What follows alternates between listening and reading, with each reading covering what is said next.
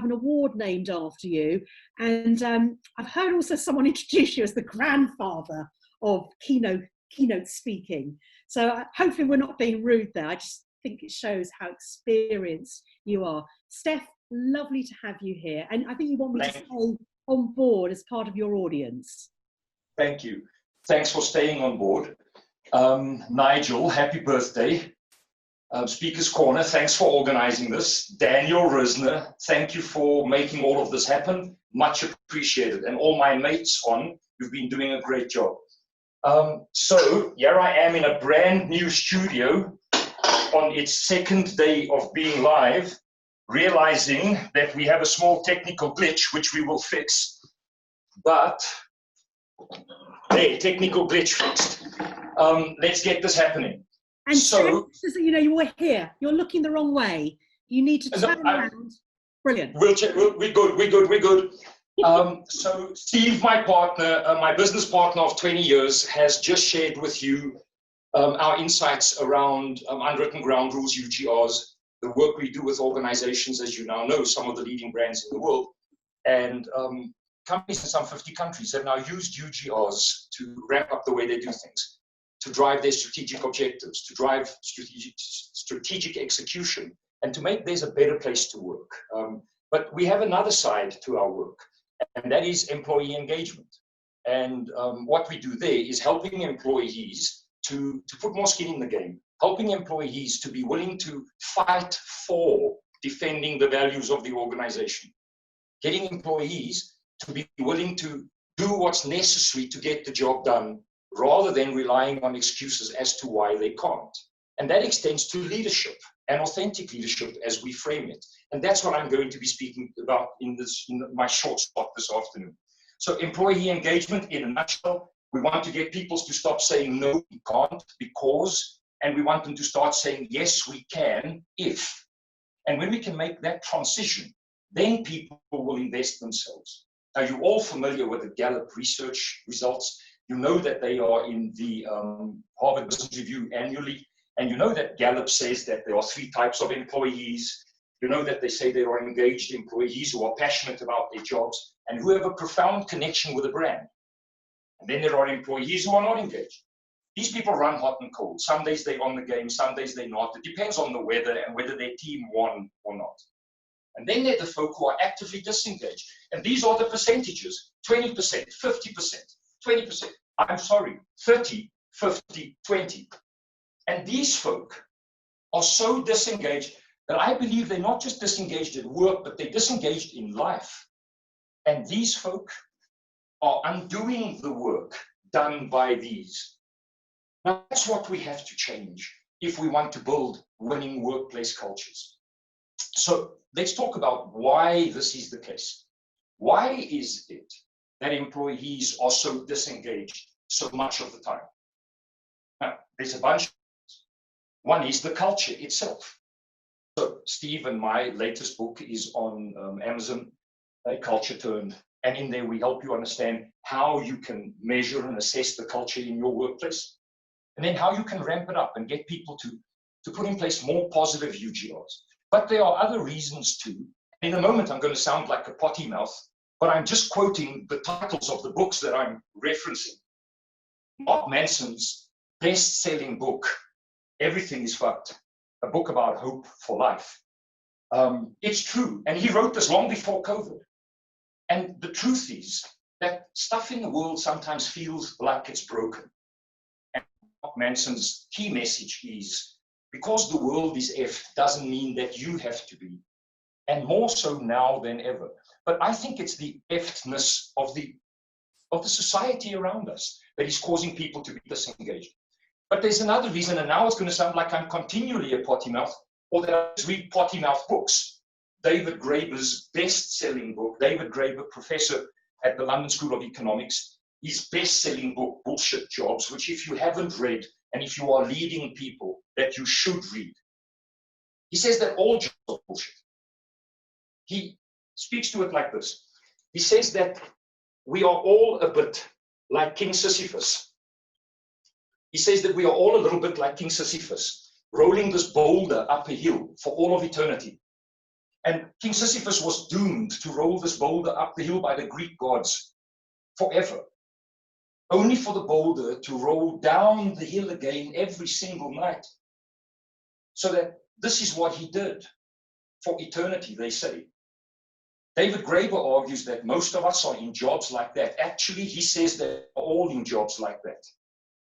He says that all jobs are bullshit until you can figure out one of two things, which I will speak to in a short while. Now, those are some of the reasons that caused people to be actively disengaged in the current environment that we are in.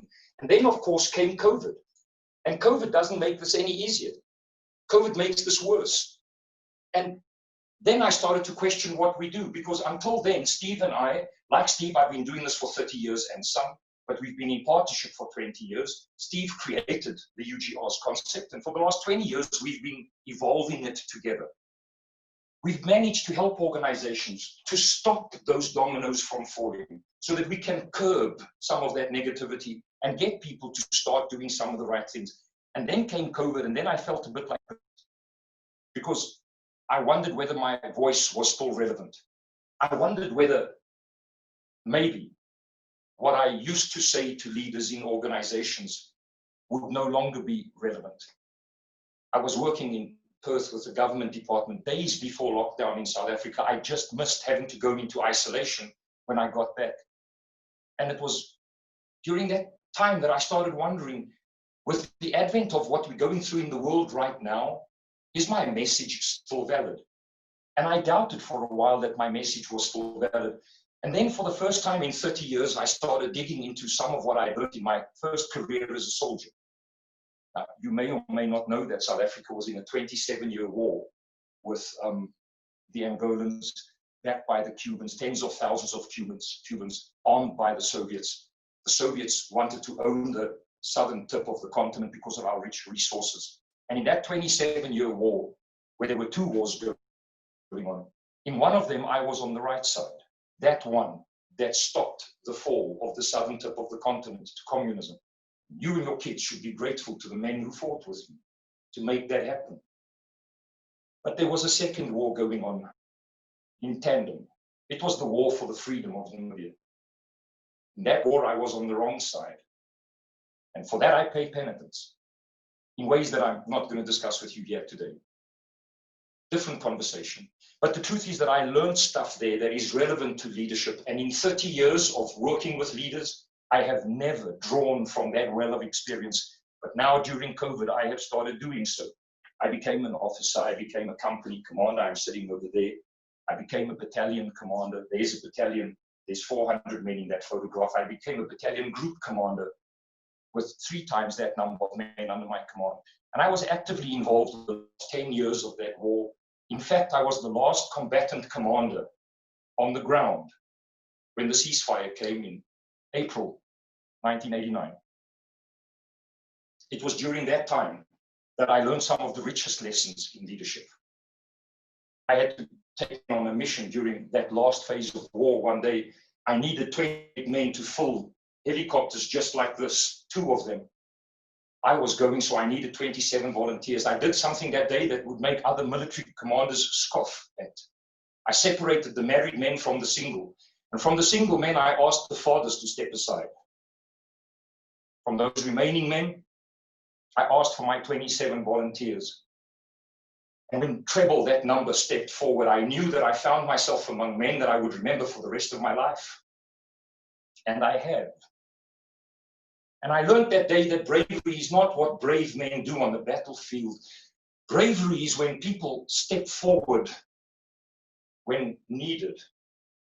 Bravery is what leaders and healthcare workers are doing in these times. Bravery is what you do every day when you're trying to rescue the company that you are leading. That's bravery. I jumped by parachute into many operations. That backpack weighed more than my body weight. You stand in the door, I would be first to jump in. I'm waiting for the dispatcher to dispatch me after the pilot will switch the light above the door so that we are over the drop zone. And then when the dispatcher slaps you on the back, you step out. And often while I was standing in the door, I would fear that I would be too afraid to jump. And then when he slaps me on the back, I step into the void. And there's a lesson that I think is relevant today. Step into the void. Step into what's ahead of us, because none of us know where this is going. But we can get out the other side if we do some of the right things. And then for a moment or two, you'll feel alone. You'll feel as if you're alone in this, sometimes the way we do when we lock down in isolation. But soon you realize that you're not alone in this, that together we can get through this. Not only you and your family, you and your colleagues, you and the people who work for you, you and your fellow countrymen, but all of us together, because we are all in this thing together. Anyway, it was then that I realized that I had been mistaken. A few weeks back, I came to the realization I was mistaken. I didn't have to delve back into that part of my life to find the lessons that are relevant for today, because North is always in the same place. And I had forgotten that for a while. I had started to doubt during lockdown whether the voice that I used to speak with was relevant, and now I know it is, because the voice I used to speak to leaders about came from a source far more horrific than anything that we are dealing with right now. The voice that I used to speak to authentic leaders about is the voice of Viktor Frankl, the concentration camp survivor who wrote that book, Man's Search for Meaning, in which he says that our primary motivational drive is the pursuit of purpose and meaning in life. And he says we can find purpose and meaning for our lives by doing one of two things: by committing ourselves to a cause greater than ourselves, or by committing ourselves to people other than ourselves. And it's Viktor Frankl also who says that we can unleash the potential of another human through the mere act of believing in them. Now, there's a story for another day, because we don't have the time to go there now, but even though one person doesn't make a case study, I want to tell you that there, but for the grace of my wife, go away. I met her when I was 26, and she was the first person in my entire life, I lie, the second person in my entire life to have believed in me. The other one was a military commander who saw something in me that no one else saw in me, and then helped me to get through the ranks. But when you believe in someone so much that it is an active choice that you make, then they will not be able to fail. And when that happens in life, we can take people to that place where they are willing to invest themselves in us and our organizations in a way that we never thought was possible. Sharon is one of the key account managers in my office. And a while back, she orders a pair of brogue shoes, and they arrive in a box all wrapped up. And in the box is a photograph of a guy holding a poster saying, "I made your shoes." I bet you he started making better shoes when they started putting his photo in the box. If you want to find more purpose for your life, commit yourself to your people to the extent that you believe in them so much that they cannot fail, and then put their photo in the box, metaphorically speaking. And put their photo in every box. And the second thing that Frankl says we have to do is commit ourselves to a cause greater than ourselves. I used to worry about this one because I was concerned that my life would be too small to commit myself to a cause greater than myself. Then it was at Nelson Mandela's memorial service. I was there with my oldest daughter. Her younger sister was abroad studying. It was at Nelson Mandela's memorial service when I heard Barack Obama speak, and Barack Obama said that Nelson Mandela made him want to be a better man. And then I got it. People change when they are good and ready. And most times, they change because of the influence of another human being. Be that influence. Demonstrate excellence in your everyday living that causes people to look at you and to say, "I want to be more like that." And then I realized that I don't have to be Nelson Mandela who envisaged the rainbow. I just have to paint a piece of it every day through random acts of kindness, by paying penitence for some of what came before me, by behaving in a way that demonstrates excellence, so that perhaps I can influence other people to choose to change their behaviors. And when I do that, people will become engaged. Somewhere in the highway of life, on the highway of life, there's a billboard with your name on it.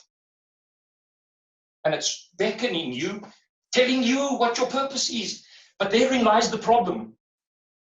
You see, you'll never find your purpose. It will find you. But only when you are ready. And your job is to get ready, and that's what life is busy preparing you for. I'm going to wrap this with an insight around that. Firstly, a reminder from Eckhart Tolle that we have many purposes, not just one. Today, maybe your purpose is to listen and mine is to talk. Maybe today our purpose is to demonstrate a random act of kindness. Maybe our purpose is to do something bigger than ourselves. Maybe our purpose is to do one small thing that goes unnoticed. But you have many purposes. And what we need to do is demonstrate our behavior at a level of excellence that will allow us to step into that purpose. Quick, one paragraph on a guy who really embodies this.